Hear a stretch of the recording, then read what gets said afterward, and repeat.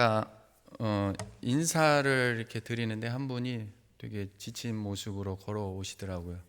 그러니까 우리의 찬양처럼 고난 내용은 우리 편히 쉴 곳이 주님밖에 없기에 그 피곤한 몸을 일하시고 피곤한 몸을 이끄시면서 또 그 한편으로 주님 앞에 나아오시는 그 모습을 보면서 다시금 소망하게 된 것은 오늘도 수요 예배를 통해 부족한 종을 세우시고 함께 나누는 이 말씀의 은혜가 저와 여러분들에게 축복이 되기를 바랍니다. 여러분 2002년 하면 뭐가 떠오르십니까? 2002년 하면 아마 우리 월드컵 잘 아시죠? 한 대한민국이 아주 들썩였죠. 우리를 들썩이게 한 붉은 악마부터 해서 뭐 이런 축구의 열광이 대단했던 시기였습니다. 벌써 그것이 벌써 20년이 전이네요. 오래된 이야기인데 2002년 월드컵 하면 또 누가 어떤 인물이 떠오르십니까? 우리나라 인물이 아닌 그 총 축구 대표팀을 만났던 히딩크 감독을 잘 아실 것입니다. 히딩크 감독이 당시 이 선수들을 훈련시킬 때 그 방법이 좀 특이했습니다. 그런 이전의 연습 방법과는 다르게 한국이 했던 이전의 연습 방법과는 다르게 이전에는 한국이 어떻게 했습니까? 뭐 연습 방법이 다양했겠지만 정말 우리 한국의 특심이 무엇입니까? 열심입니다. 열심. 무조건 열심히만 하면 다 된다라는 그게 있어서 한국 축구도 어떻게 보면 열심히 했는데 그만한 성과를 이루지 못했죠. 근데 이 히딩크 감독은 이전과 좀 다르게 연습 방법을 했는데 뭐냐면 이 모래주머니를 몸에 달고 뛰게 했습니다. 그런데 멀리 뛰게 한 것이 아니라 모래주머니를 뛰고 20m 이 단거리를 뛰게 훈련을 시켰다고 합니다. 그러면서 스트레칭 훈련을 집중적으로 시켰다고 합니다. 축구 선수들은 100m를 이 전속력으로 뛸 일이 전혀 없기 때문에 단거리를 자주 뛰는 것이 중요하다는 것에 착안해서 생각해낸 연습 방법이었다고 합니다. 이처럼 우리는 어떤 일을 함에 있어서 어쩌합니까? 열심히만 하면 된다고 생각합니다. 그런데 무식하게 열심히 하기만 하면 된다는 생각을 우리는 버려야 합니다. 저 또한 늦은 나이 공부를 시작하면서 어떻게 공부해야 될지를 몰랐습니다. 그래서 무식하게 정말 공부했습니다. 무식하게 공부하고 무식하게 외우고 그냥 열심히 했습니다. 잠 안 자고 열심히 그냥 했습니다. 그러면 되는 줄 알았습니다. 그런데 아무리 열심히를 내어도 시간이 촉박한 것도 있었지만 성적이 오르지 않고 그 벽에 부딪히면서 부끄러울 그런 마음 가질 여유도 없이 그냥 하나님의 감동하시는 대로 이대로는 안 되겠다 싶어서 그 교회 청년부에 이 20살 갓 입학한 20살 또 이제 정보를 얻어서 누가 잘하는지 알고 그 청년한테 찾아가서 동생한테 찾아가서 어떻게 공부해야 되는지부터 물어봤던 것 같습니다. 그리고 또 영어 잘하는 친구한테 찾아가서 어떻게 영어를 공부해야 되는지 그 방법을 물어보고 했던 것 같습니다. 또 대학교 입학해서도 마찬가지였던 것 같습니다. 공부를 안 하던 사람이 공부를 하려고 하니까 이 책을 읽는데 레포트를 써야 되는데 대학교 가서는 어떻게 써야 되는지를 모르겠더라고요. 그래서 1학년 때는 성적이 정말 장난 아니었습니다. 그래서 안 되겠다 싶어서 글을 또 수소문해서 어떤 친구가 글을 잘 쓰는지 수소문해서 또 그 친구한테 찾아가서 부끄러움 없이 그냥 어떻게 해야지 책을 잘 읽고 책의 요점을 잘 뽑아내고 레포트를 잘 쓰는지 이렇게 배웠던 기억이 납니다. 그래서 항상 저의 삶을 보면 잘하는 동생들한테 어떻게 공부를 해야 되는지 그 방법을 물어보았던 것 같습니다. 특별히 이러한 것이 정말 중요한 것은 신앙을 가진 성도들 중에서도 내가 열심히만 하면 하나님이 알아주시겠지, 그런 생각들이 우리 안에 보편적으로 깔려 있습니다. 많은 분들이 내가 열심히만 하면, 우리가 신앙생활을 하면서도 열심히만 하면 무엇을 하든지 예배도 잘 드리고 봉사도 열심히 하고 열심히만 하면 하나님이 알아주시겠지 하는 생각을 하면서 어찌합니까? 자기가 생각하는, 자기가 하고 싶은 일에 열심을 내려 하는 경우가 있습니다. 열심히 일하는 것도, 열심히 공부하는 것도, 열심히 신앙생활하는 것도 정말로 귀합니다.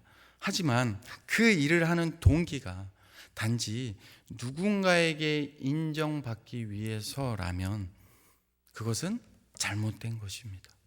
더욱이 자신의 변화를 싫어하고 거부하면서 공동체에서 어떤 하나님이 세우신 그 교회 공동체 안에서 하나님의 뜻을 이루게 서로 하나 되게 힘써라 말씀하셨음에도 불구하고 그 마음의 변화를 싫어하고 자신의 변화를 싫어하고 자신이 원하는 것만 열심을 내고 좋은 결과를 구한다면 그것은 더욱 안타까운 일일 것입니다. 왜냐하면 방향이 잘못된 열심이기 때문입니다. 형식만 갖춘 열심이기 때문입니다. 그러기에 성도는 하나님의 놀라운 사랑이 담긴 바른 복음의 진리가 항상 그 마음 안에 있어야 합니다. 갈라디아 이 지역 교회에 문제가 있었는데 그게 뭐냐면 유대교를 바탕으로 한 기독교인들이 있었다는 것입니다. 뭐 그럴 수 있습니다. 오늘날도 불교 신자였던 분들이 예수님을 믿고 교회로 들어옵니다. 또 무당도 심지어 뭐 간증하거나 막 이렇게 얘기하는데 무당이었던 사람도 예수님을 믿기도 합니다. 또한 토속 신앙을 잘 섬기다가 예수님을 믿을 수 있습니다. 근데 그럴 수 있습니다. 누구든지 교회 안에 들어올 수 있습니다. 그런데 문제는 이들 중 어떤 이들은 기존의 그 유대교적인 전통을 버리지 못하고 그 유대교적인 전통을 버리지 못하고 신앙생활을 하고 있었다는 겁니다.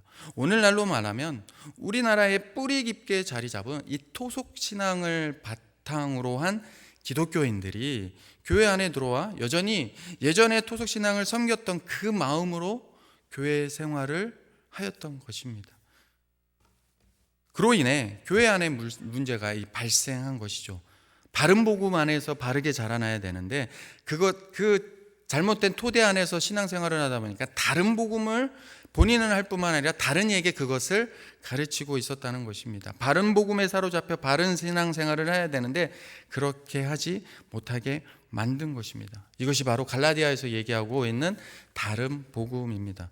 그렇다면 다른 복음, 즉 당시 유대교적인 전통이 무엇입니까? 이 갈라디아서 이제 살펴보면 나올 텐데 절기를 지키는 거, 또한 율법을 더 잘 지키는 거, 그리고 할례라는 이 행위를 해야지만이 예수 그리스도를 믿는 그 복음으로 완전해지지 않고 이렇게 절기도 잘 지켜야 되고 율법도 잘 지켜야 되고 할례라는 이 외적 표시도 있어야만이 진정한 복음, 구원을 이룬다라고 가르치는 것이죠. 쉽게 말해 유대교적인 정통의 핵심 가치는 이 외적인 형식만을 갖추게 만듦으로써 하나님이 없는, 하나님과 상관없는 이 자기 열심을 가지고 내가 중심, 하나님의 중심이 아니라 내가 중심이 되어버린 신앙생활을 하게 만든다는 것입니다. 이것이 다른 복음의 가장 큰 문제입니다. 이러한 역사적 이 유대교적인 전통에 대한 좀 더 말씀에 대한 이해를 돕기 위해서 이 역사적인 배경을 좀 살펴보면 우리가 잘 아는 대로 북이스라엘은 누구에 의해 망하게 됩니까? 어느 나라에 의해? 아수르에 의해 멸망하게 됩니다. 그리고 남유다는 바벨론에 의해 멸망하게 됩니다. 그런데 그 이유가 무엇입니까? 그 과정 속에 하나님 앞에 온전하게 나아가지 못하고 우상을 자꾸 섬기기에 하나님은 끊임없이 그 북이스라엘과 남유다에게 하나님의 선지자들을 보내십니다. 그래서 그들의 죄악을 알리시고 돌이킬 것을 경고하십니다. 그런데 그 경고의 메시지의 핵심이 무엇입니까? 하나님의 선지자를 통하여서 그 북이스라엘과 남유다에게 계속 전한 그들이 돌이키기를 바란 그 메시지의 핵심이 무엇입니까? 입술로는 하나님을 공경한다고는 하지만 그 마음에는 하나님이 경외함이 너희들이 없다라는 것입니다. 그래서 너희들이 자꾸 종교적인 이 제사를 드리고 하나님 앞에 제사는 드리는데 너희들의 마음의 중심에는 나를 향한 경외심이 없다라는 것이었습니다. 즉 외적인 형식을 갖추어서 성정 제사를 드리는 열심은 있으나 하나님을 존중하는 마음이 너희 안에 없다는 것이었죠. 이사야서 29장 13절 말씀입니다. 이 백성이 입으로는 나를 가까이하며 입술로는 나를 공경하나 그들의 마음은 내게서 멀리 떠났나니 그들이 나를 경외함은 사람의 계명으로 가르침을 받았을 뿐이라라고 말하고 있습니다. 오늘날로 말하면 이 구약 시대의 제사는 이 성정 중심의 이 제사는 예배를 말합니다. 결국 예배를 통해서 하나님께로 더 가까이 하는 것이 하나님의 목적이었는데, 그런데 어느 순간 이 성정 중심의 예배를 드리는 것이 그들의 공로가 되어버린 겁니다. 내가 이런 하나님 앞에 드리는 이 열심이 나의 공로로 하나님이 이거 내가 할 도리는 다 했다, 하나님이 내 열심을 아신다라는 것에 머물렀다라는 것이죠. 예배를 드리며 하나님께 나를 온전히 드린 것이, 그러나 그것이 아니라 무엇만 갖춘 것입니까? 형식만 갖췄다는 것입니다. 6월절만 되면 각 지역에 살던 사람들이 예루살렘으로 이렇게 모여들었습니다. 그래서 유대인들에게 있어서 예루살렘은 하나님의 그 성지와 같은 약속의 땅과도 같았습니다. 그런데 결국 이 예루살렘이 어떻게 됩니까? 그들이 성지처럼 여기고 유월절만 되면 온갖 지역에 흩어져 있던 사람들이 며칠, 몇 박, 며칠까지 하면서까지 이 예루살렘의 성전으로 제사 드리기 위해 모였습니다. 이 제사 중심으로 모인 것이죠. 그런데 결국 이 예루살렘은 바벨론에 의해 멸망하면서 모든 성이 무너지고 많은 백성이 포로로 끌려가게 되며 이들의 잘못된 열심이 멈춰지게 됩니다. 백성들이 돌이키지 않기에 멈춰진 거죠. 근데 누가 이것을 멈추게 하신 겁니까? 하나님이 멈추게 하신 것입니다. 아무리 선지자를 통해서 이들에게 돌이킬 것을 요구했는데 이들이 돌이키지 않으니까 결국에 하나님이 모든 것을 다 무너뜨리면서 너희가 그 열심, 형식만 갖춘 그 열심이 나에겐 아무 의미가 없다라고 하면서 저들을 돌이키기 위해 그 모든 예루살렘과 성정과 그 포로로 끌려가면서 바벨론에 멈추게 하신 것이죠. 그러면서 나타난 현상이 뭐냐면, 이전에는 이 성전 중심의 제사였던 그들이 이제는 다시금 포로기로 끌려가고 70년 후에 다시 예루살렘에 회복하면서 무엇 중심으로 바뀌냐면 제사 중심이 아니라 율법 중심으로 넘어가게 됩니다. 그래서 그때부터 나타난 것이 뭐냐면, 나타난 자들이 누구냐면 율법자들입니다. 그 바리새인 서기관들이 형성됩니다. 그러면서 포로기 시절에 회당에 만들기 시작했고 그 회당에서 말씀을 읽으며 유대교 공동체가 이루어졌고 그것이 지금 예수님의 때까지 오게 된 것입니다. 그런데 이 유대교적인 율법 중심도, 제사 중심도 마찬가지지만 이 율법 중심의 이 모습도 처음에는 우리가 에스라 선지자를 통해서 보게 되듯이 말씀을 읽으면서 다시금 하나님의 말씀으로 돌아가자 하면서 영적 부흥을 일으킵니다.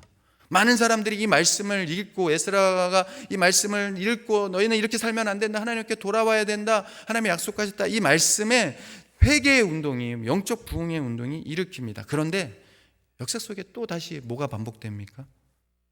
그들은 또 율법 중심으로 자기 자랑이 나타나게 됩니다.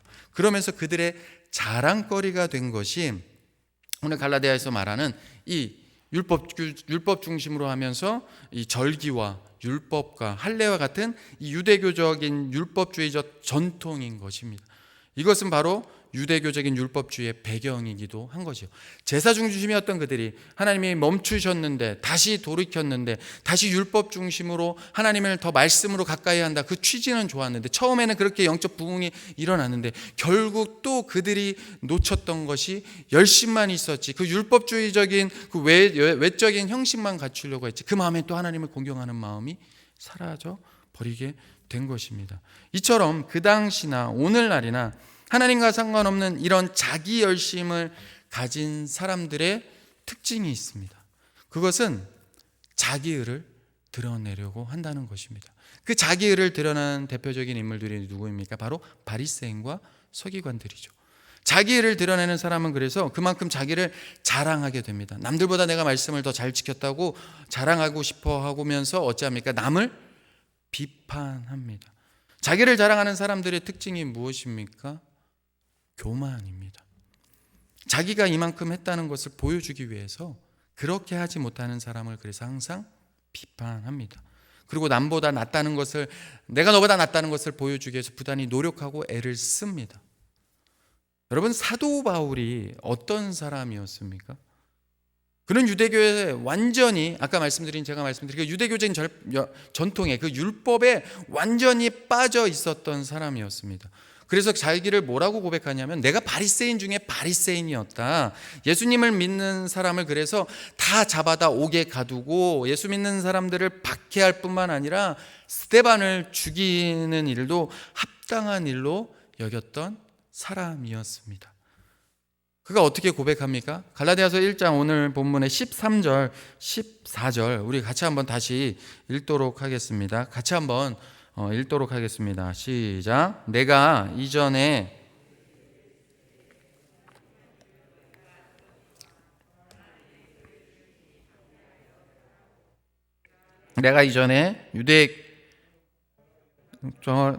유대교를 지나치게 믿어 내 조상의 전통에 대하여 더욱 열심히 있었으나, 그 유대교적인 전통에 있어서 우리 조상의 전통의 그 율법 중심에 내가 누구보다도 영갑자보다 더 열심히 있었다라고 말했습니다.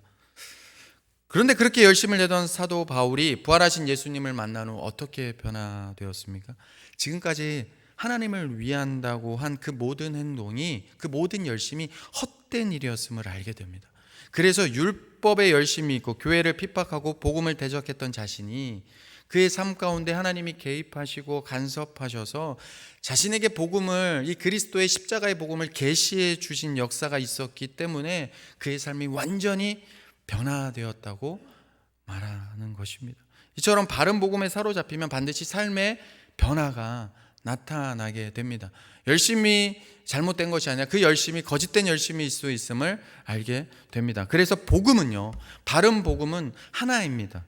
다른 복음이 있을 수 없습니다. 사도 바울 시대나 우리가 지금 살고 있는 오늘날이나 그래서 동일하게 복음은 하나입니다. 변질될 수가 없다라는 것이죠. 사도 바울 시대에 지금 갈라디아 교회를 향하는 이 복음이나 오늘을 살아가는 우리가 믿고 있는 그 십자가 복음이나 동일하다는 것이요. 어느 시대 어느 곳에서나 복음인 하나인 이유는 왜 그렇습니까?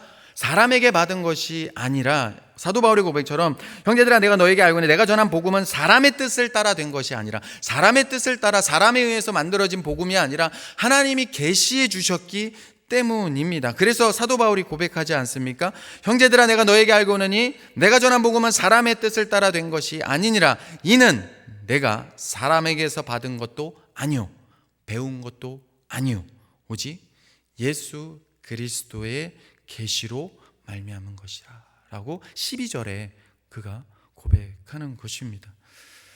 그런데 예수 그리스도의 계시로 이루어졌다는 것은 우리가 흔히 잘못 생각하는 것처럼 환상을 받거나 꿈을 받거나 어떠한 신비주의를 말하는 것이 아니라 하나님의 계시로 받았다는 것은 무엇입니까? 나로 인해 시작된 것이 아니라는 것입니다. 하나님의 주권 안에서 하나님에 의해서 하나님으로 말미암아 이루어진 복음이라는 것입니다.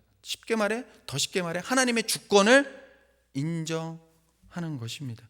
그러니까 이 말은 하나님께서 친히 하나님의 일을 이루시기 위하여서 바울의 그 인격과 삶의 중심에 찾아오셔서 예수 그리스도를 십자가의 그 복음을 보여주심으로 부활하신 예수 그리스도를 나타내 주심으로 구원받게 하신 것이기에 이제는 세상에서 나를 위한 그 열심, 다른 누구보다 영갑자 그 전통에 사로잡혀 그 열심이 있었으나 이제는 나를 위한 열심이 인해서 움직여지는 사람이 아니라 하나님의 뜻을 따라 하나님의 성령의 인도하심을 따라 사는 자라는 것입니다.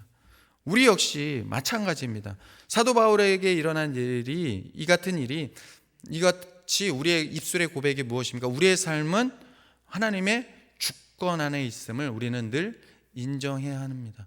예수 그리스도를 믿었다는 것은 모든 것이 나로부터 시작된 것이 아니라 하나님의 그 크신 은혜 안에서 나의 삶 가운데 하나님이 찾아와 주셨고 예수 그리스도의 복음으로 말미암아 나로 구원을 얻게 하셨다는 것이죠. 여러분 오늘날도 꼭 기억하십시오. 복음은 누구에게나 동일합니다.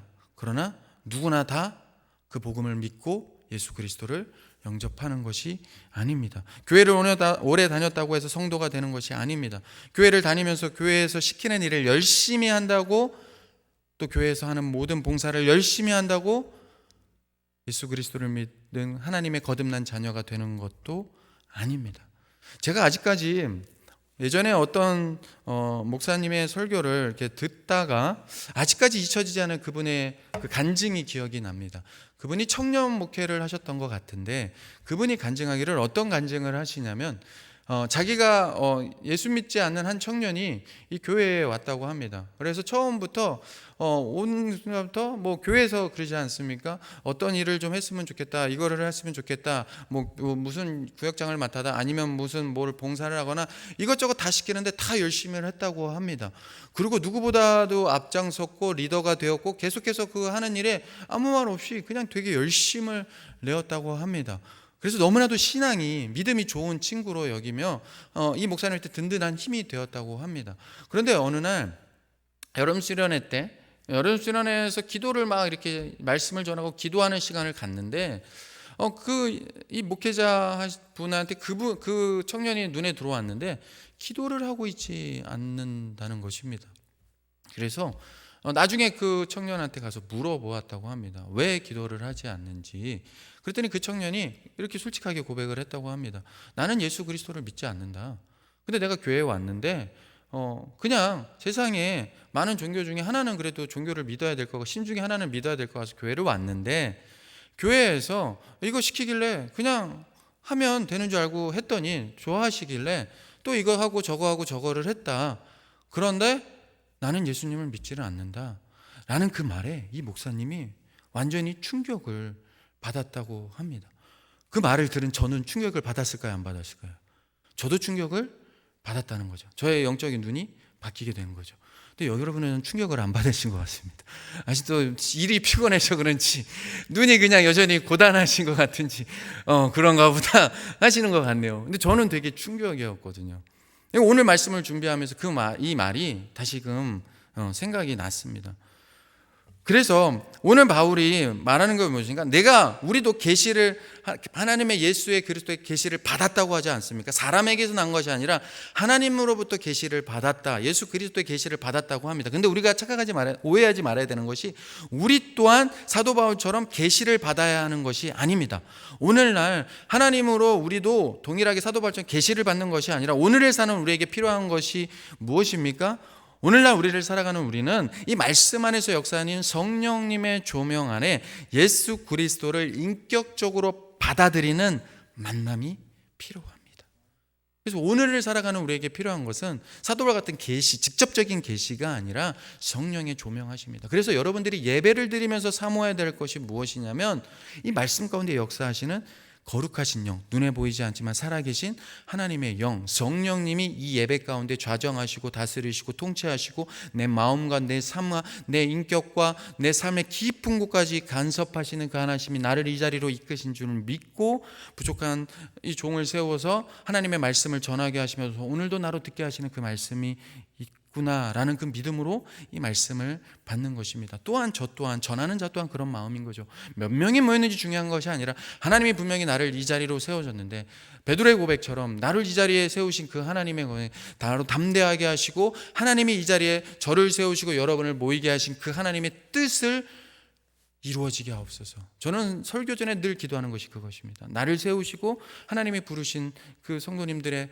이 뜻 안에서 하나님이 저의 입술을 통해 선포하시고자 하나님 말씀의 진리가 온전하게 어둠의 권세를, 흑암의 권세를 몰아내는 그 영적인 하나님의 성령의 권세로 임하셔서 우리의 영을 새롭게 돌 같은 우리의 마음을 부드럽게 하시는 놀라운 하나님의 권능의 역사가 사람의 말로 들리는 것이 아니라 하나님의 말로 들리는 거룩한 역사가 우리 예배 가운데 있기를 사모하는 것입니다. 제가 여러분을 바뀌는 것이 아니라 하나님이 여러분의 삶과 그 마음의 중심을 말씀을 통해 바꿔주시기를 사모하는 것이죠. 저는 온전히 전달자일 뿐입니다.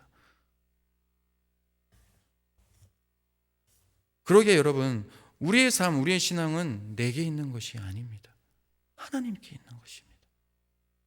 그래서 신앙이 좋다고 할 때 그것은 무엇을 의미하냐면, 나의 열심의 신앙이 기준이 있는 것이 아니라 하나님을 전적으로 얼마나 의지하는가에 달려 있는 것입니다.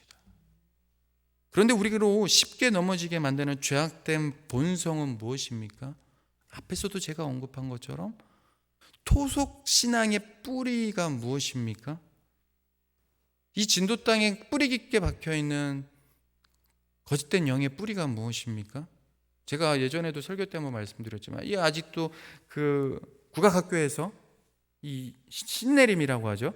그런 노래와 찬양을 교육으로 나라의 지원을 받으면서 하는 그것이 벌어지고 있는 현장이 어디입니까? 진도입니다. 진도. 그러니까 깊게, 아주 깊게 토속 신앙의 그 뿌리가 깊게 박혀 있는 곳이라는 것이죠. 그래서 앞에서 언급드렸듯이 내가 열심히만 하면 하나님이 알아주시겠지 하는 생각을 하면서 자기가 생각하는, 자기가 하고 싶은 일에만 열심을 내려고만 한다는 것입니다. 열심을 내는 것은 너무나도 귀한 것입니다. 열심을 내는 것 자체가 전혀 나쁜 게 아닙니다. 아니요, 하나님의 사랑을 알면 알수록 하나님을 위해서 더 가까이, 하나님을 위해서 나의 모든 삶을, 내 전부를 드리고 싶은 마음처럼, 사도 바울처럼 정말로 하나님의 그 복음의 십자가만을 자랑하기 위해서, 그 복음의 십자가를 위해서 열심을 낼 수밖에 없는 것입니다. 내가 달려갈 길을 마치기 전에 나는 그 사도 바울의 고백처럼 열심히 주를 위해 달려가는 것이죠. 너무나도 귀한 것입니다. 그런데 하나님의 사랑이 없는 열심은 우리를 더 죄의 율법의 정죄 아래 가두면서 우리를 더 종의, 다시금 그리스도 안에서 자유를 주셨는데 다시금 종의 멍에를 지는 노예가, 종의 노예가 되면서 무엇입니까? 나를 전혀 변화되기를 싫어하고 거부하게 만듭니다. 그리고 자신이 원하는 것에만 열심을 하게 만드는 것이죠. 어찌 보면 이는 하나님을 향한 열심은 있다고 말할 수 있을지 모르지만 실제 하나님을 아는 지식이 없는 것입니다. 호세아서 4장 1절 말씀 우리가 함께 같이 좀 읽었으면 좋겠습니다. 우리 같이 한번 읽겠습니다. 시작. 이스라엘 자손들아, 거민과 쟁변하시나니 이 땅에는 진실도 없고 인내도 없고 하나님을 아는 지식도 없고. 우리의 손 하나님 앞에 나올 때 늘 나아가야 되는 것은 진실함입니다. 내 마음의 진실함입니다. 내가 어떤 마음으로 지금 하나님 앞에 나와 있는지, 하나님을 믿고 그리스도의 사람으로 살아간다는 건 내가 얼마나 하나님이 나를 위해 오래 참으시는 것처럼 나를 인내하시고 끝까지 나를 포기하지 않으시고 하나님의 백성으로 영원히 구원을, 그 천국의 백성의 그것을 완전히 이루시게, 단번에 구원을 이루셨지만 이 땅에 살아가는 이 세상이 너무나도 험악하기에, 죄악으로 가득하기에 자꾸만 우리를, 하나님의 사람들을 그리스도의 말씀의 진리에, 성령의 권능에 붙들려 하나님의 전신갑주를 입고 그 믿음으로 나아가지 못하게 하고 자꾸 끄집어내려 할 때, 자꾸 넘어지려 할 때 말씀을 통하여서 다시금 우리 안에 성령으로 우리의 마음을 다시금 갈아엎으면서 다시금 우리의 마음에 소원을 주시고 결단하게 하시면서 어떻게 하십니까? 다시금 하나님 앞에 그 나를 인내하시는 그 안내로 깨닫게 하시면서 성도를 대할 때도 더 오래 참게 하시면서 무엇입니까? 하나님을 아는 지식이 없는 게 아니라 하나님을 아는 지식이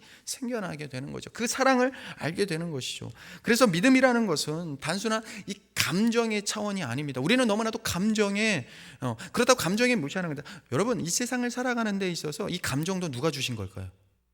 하나님이 주신 겁니다. 그러니까 여러분, 우리는 뭐가 아니다 하면은 자꾸 극과 극으로 갑니다. 그게 진짜 오늘날의 가장 역사적으로, 기독교 역사적으로 위험한 거. 신비주의가 막 하니까 말씀주의가 탁 하고, 그러니까 말씀으로 하니까 또 오히려 뭔가 맹아리가 없습니다. 말씀은 막 말씀하시는데 맹아리가 없습니다. 그 말은 뭐냐면 성령의 역사를 너무나도 재단한다는 거죠.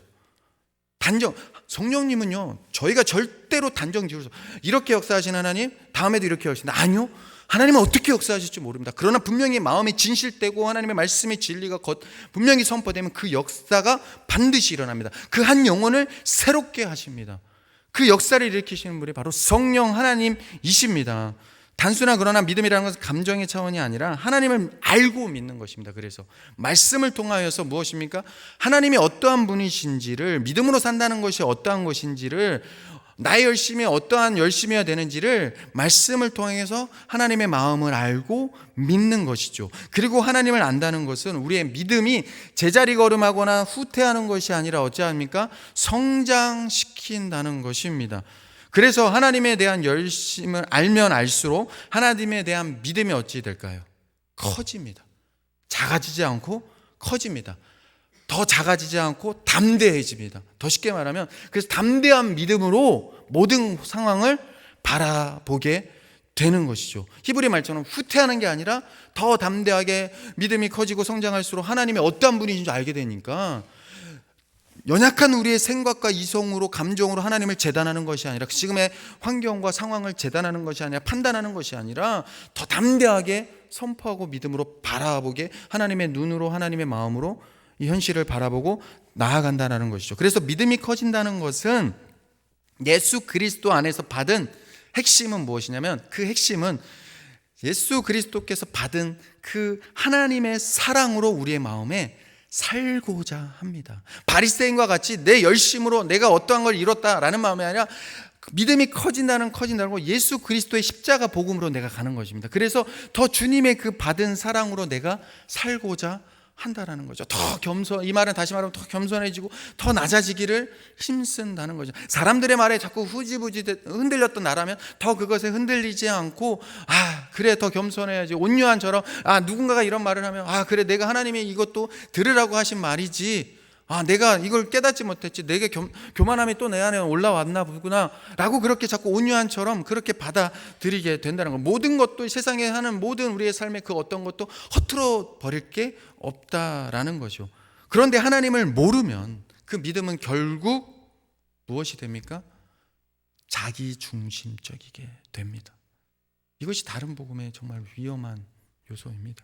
그래서 하나님을 모르는 믿음은 그저 이 땅에서 내가 원하는 것을 이루어 나가는 하나의 수단으로 생각하게 만듭니다. 그런데 아닙니다, 여러분. 사랑하는 여러분, 아닙니다. 하나님을 아는 참된 믿음은 하나님이 어떤 분이신지를 알고 하나님이 나를 향해 어떤 사랑을 베푸셨고 어떤 사랑과 은혜를 예수 그리스도를 통해 나에게 주셨는지를 알기에 어떤 삶과 어떠한 환경 속에서도 하나님을 신뢰하는 것입니다. 우리가 살아가면서 그렇잖아요. 도대체 왜 이런 일이 일어나고 또 여러분들이 사랑하는 자녀들 또 우리의 일 중에 정말 이거는 내가 원하고 기대하지 않았던 부분인데 왜 얘는 이렇게 하고 있으나, 아니면 지금 현실 속에 너무 답답해 보이는 그런 시간들이 그런 모습이 보일 때 우리가 생각으로 먼저 하기 전에 그럼에도 불구하고 우리가 생각 돌아봐야 될 게 뭐냐? 내가 그래도 하나님을 신뢰하는가? 이런 상황에 맞닥뜨린 하나님을 신뢰하냐라는 것입니다. 예수님을 믿는 하나님의 백성은 말씀을 읽어야 합니다. 말씀을 가까이 해야 됩니다. 그렇지 않으면 영적으로 얼어버립니다. 영적으로 무감각해지게 되니까요. 그런데 믿는 자로서의 의무감으로 성경을 읽는 것도 중요하지만 그보다 나를 통해 성경이 읽혀져야 합니다. 그것이 정말 중요합니다. 다시 말해 이 말이 무슨 의미냐면요, 그리스도의 의무는 성경 읽기가 아니라 쉽게 말해 말씀대로 사는 것입니다. 그러기 위해 어떻게 해야 합니까? 말씀을 읽은 후, 말씀을 들은 후, 아니면 말씀을 읽고 묵상한 후 그 말씀으로 나를 읽어야 합니다. 그 말씀으로 나를 돌아봐야 합니다. 내 삶을 돌아볼 수 있어야 합니다. 성경 읽기는 성경 통독을 위함이 아니라 성경적 삶을 위한 것입니다. 그래서 13절, 14절 오늘 바울이 보면 바울이 이 주어가 어떻게 되냐면요, 내가입니다. 그래서 13절을 보면 내가 이전에, 14절을 보면 내가, 내 동조, 누가 주어입니까? 내가 주어입니다. 그런데 15절부터 보시면 헬라 원문을 보면 우리 날에는 좀 이렇게 정확히 안 표현되는데 그의 아들을 뭐 이렇게 나와 있는데 성경 원문을 보면 어떻게 바뀌냐면 하나님께서 이렇게 15절 16절에서 계속해서 주어가 바뀝니다. 내가에서 누구로 바뀝니까? 하나님께서로 달라집니다. 이것은 사도 바울처럼 주님을 만나고 인격적으로 경험한 모든 성도에게 나타난 진실된 변화인 것이죠. 내가가 아니라 이제는 하나님께서. 예수님을 믿기 전에는 내가 했던 삶이 십자가 복음으로 변화된 이후의 삶은 그 중심이 나에게서 하나님으로 완전히 이동하게 되는 것입니다. 제가 이전에 초등부 아이들한테 설교할 때 늘 했던 말이 있습니다. 우리의 구원을 어떻게 표현했냐면요, 우리는 이쪽만 보고 살아가던 인생입니다. 하나님을 등지고 원수되었던 우리가 이 죄악된 길만 바라보고 이것이 옳고 따라가던 사람이 예수 그리스도를 바꿈으로 믿음으로 구원받았다는 건 뭐냐면 20도? 30도? 이렇게 살짝? 아니요, 완전히 180도 돌렸다라는 것입니다. 완전히 중심의 무게추기가 어디로 바뀐 겁니까? 하나님으로 바뀌었다라는 것이죠. 물론 우리가 예수님을 믿는다고 해서 한순간에 완전히 바뀌는 성자 같은 모습은 되지 않습니다. 저도 이 부분에 있어서 많은 고민을 하고 고뇌를 하면서 이제 알게 되는 거죠. 예수를 믿고 나면 우리가 원하는 대로 살아도 아무 꺼리낌이 없는 상태가 되는 것 또한 아닙니다. 그보다 무엇입니까? 예수 그리스도를 믿음으로 하나님은 자꾸 우리를 어떻게 하십니까? 잘못된 열심의 방향을 바꾸게 하십니다. 내 중심에서 그러면서 하나님의 중심으로 계속해서 달라지게 하고 내 중심의 삶에서 예수 그리스도의 중심으로 십자가 중심으로 변화시키신다라는 것이죠. 사도 바울은 열심히 특심했지만 방향이 잘못된 사람이었습니다. 그래서 과거의 자신처럼 열심히 있지만 방향이 잘못된 자들을 향해서 로마서 10장 2절 3절에서 이렇게 말씀합니다. 이제 다 끝나갑니다. 요거 읽고 마무리하도록 하겠습니다. 같이 2절 3절 같이 읽도록 하겠습니다. 시작. 내가 증언하노니 그들이 하나님께 열심히 있으나 올바른 지식을 따른 것이 아니니라. 하나님의 의를 모르고 자기 의를 세우려고 힘써 하나님의 의에 복종하지 아니하였느니라. 힘써 누구의 의에 복종하지 않습니까? 하나님의 의에 복종하지 아니한다는 거죠. 말씀을 마무리하고자 합니다. 우리가 예수님을 믿습니다. 오직 하나님을 의지한다라는 것은 예수님의 고난을 인정하고 하나님이 나에게 말씀하시는 대로 내 삶을 또한 인도하시는 대로 그 모든 것이 하나님의 선하신 뜻 안에서 나를 그리스도를 닮게 하시기 위함이라고 받아들이며 살아야 한다라는 것입니다. 여러분이 예수님을 믿습니다. 하나님만을 의지한다는 것은 이 믿음의 고백이 담겨 있다라는 것이죠. 그게 하나님의 주권을 인정하는 것입니다. 그것이 바로 하나님의 의에 복종하는 삶인 것입니다. 한마디로 믿음으로 산다는 것은 예수 그리스도 안에서 받은 하나님의 사랑으로 살라는 것입니다. 자기 열심으로 이 사람 저 사람 판단하며 차별을 두지 않는, 자기 중심적으로 하고 싶은 일만 열심을 내지 않는, 인간이 주인이 된 교회가 아닌 하나님이 참된 주인이심을 인정하며 살라는 것입니다. 믿음으로 살라는 것은 내가 주인이 아닌 하나님이 주인이십니다. 내 인생은 내 것이 아닌 하나님의 것입니다. 그 믿음의 고백으로 살라는 것이죠. 오늘 성령 안에서 말씀 안에서 은혜가 있다면 다시금 이것이 이러한 복된 믿음의 그 역사가 저와 여러분의 심령 안에 또한 삶 안에 일어나기를 주님의 이름으로 축원합니다. 우리 함께 찬송가 510